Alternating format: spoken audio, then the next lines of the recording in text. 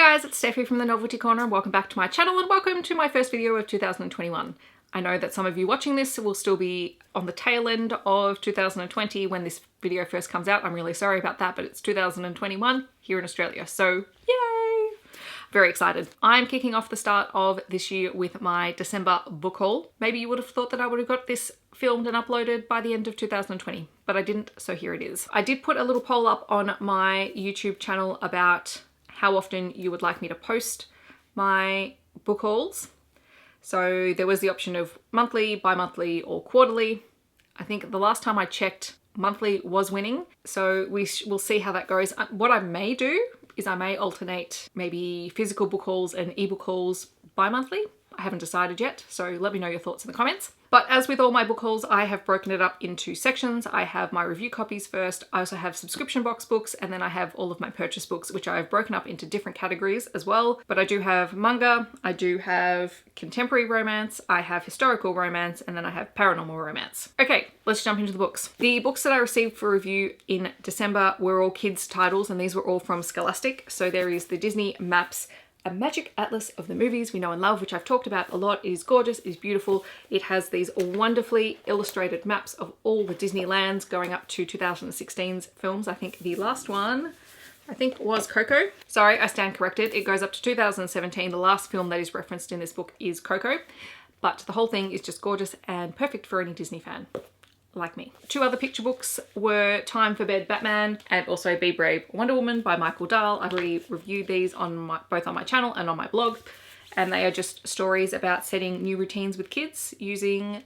DC superheroes as a guide. Then we have my subscription box books. So there is In Holidays by Christina Lauren, which was their 2020 Christmas novel. This is about a girl, Malin, who ends up reliving the same holiday 3 or 4 times while she's trying to work out her feelings between two brothers. I've already read this, I've reviewed it on my channel.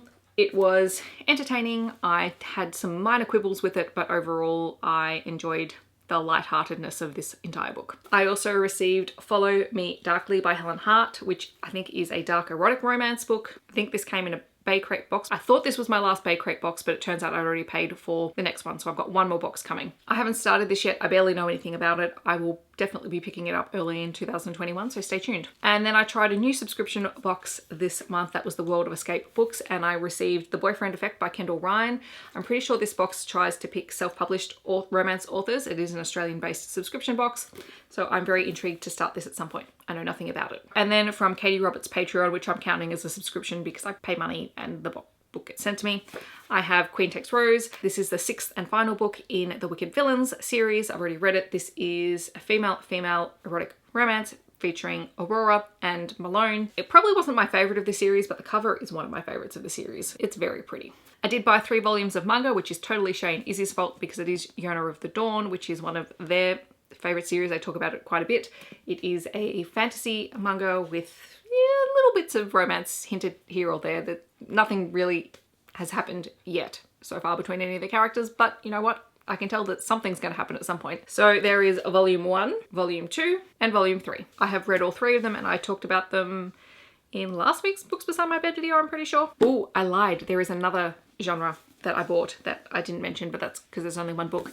It is science fiction. I have the newest Thrawn book, Thrawn Ascendancy, Chaos Rising, and I am very excited about this because I adore the Thrawn books. I really do. He's one of my favorite characters.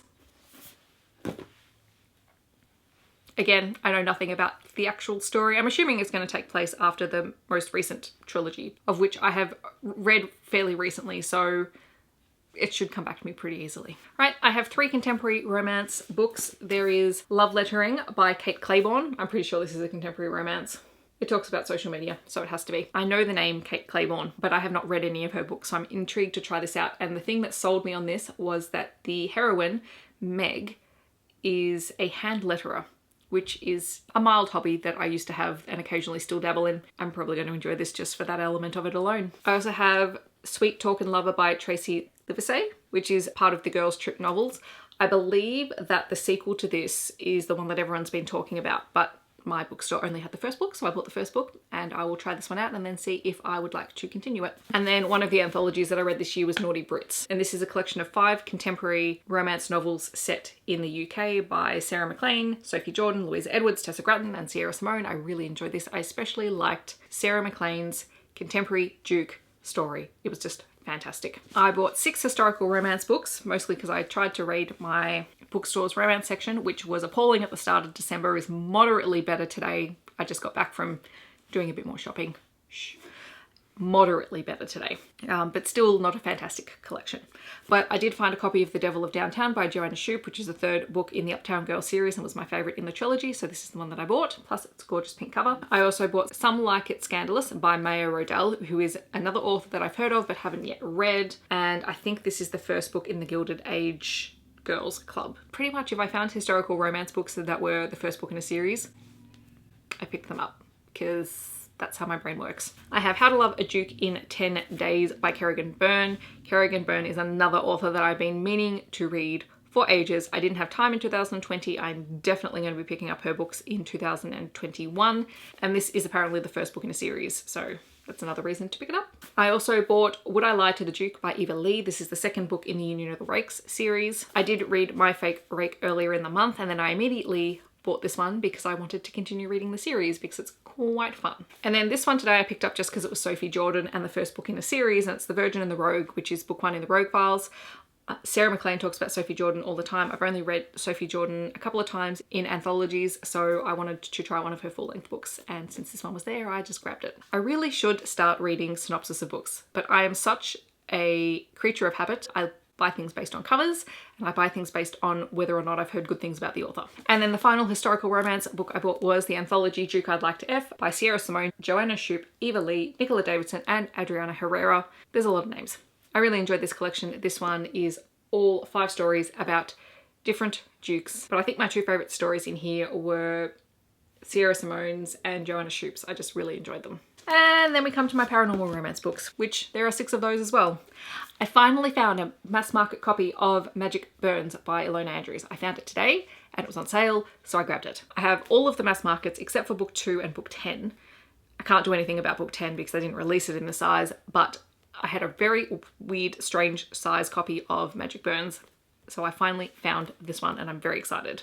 It's a little thing to be excited about, but I can't help myself. I have Archangel's Son, which is book 13 in the Guild Hunters series by Nalini Singh. This is Angels and Vampires and Angelic Wars, and I loved it. I also bought myself physical copies of Juliet Cross's Stay a Spell series, including Wolf Gone Wild and Don't Hex and Drive. Look at these covers. Are they not stunning?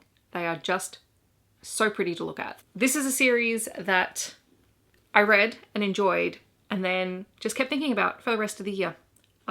Legitimately have not stopped thinking about it, so I wanted to buy physical copies. It makes me so happy to see so many people talking about them at the moment because they are fantastic. Wolf Gone Wild is the romance between a witch and a wolf shifter, and Don't Hex and Drive is the romance between the sister of the first witch, who's also a witch, and a vampire who also happens to be a Bollywood star and also a vampire enforcer. So the whole thing is just absolutely fantastic. If you haven't picked it up, these are like paranormal rom-coms. They're delightful. I also picked up Wild Embrace by Nalini Singh. This is part of the Side Changeling series. It is a collection of short stories and novellas from the series, and I've been meaning to pick it up for a while, so I saw it today and I grabbed it. I have actually read it. I've read it on my Kindle, but I really wanted a physical copy of it. I don't know why I picked this one up, guys. This was an utter impulse buy, so who knows how we're going to go.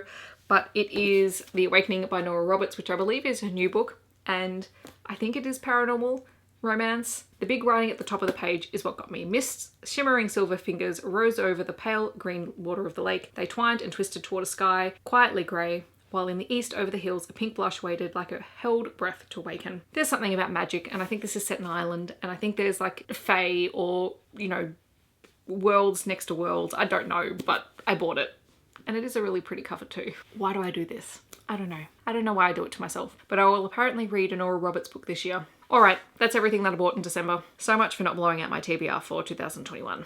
Oops. I really don't mind. Books are my happy place. In the comments below, let me know if you have read any of these books or if you're planning on reading them in the future. I hope that wherever you are in the world, you are staying safe and healthy, and I'll see you very soon in my next video. Thanks so much for watching. Bye everyone.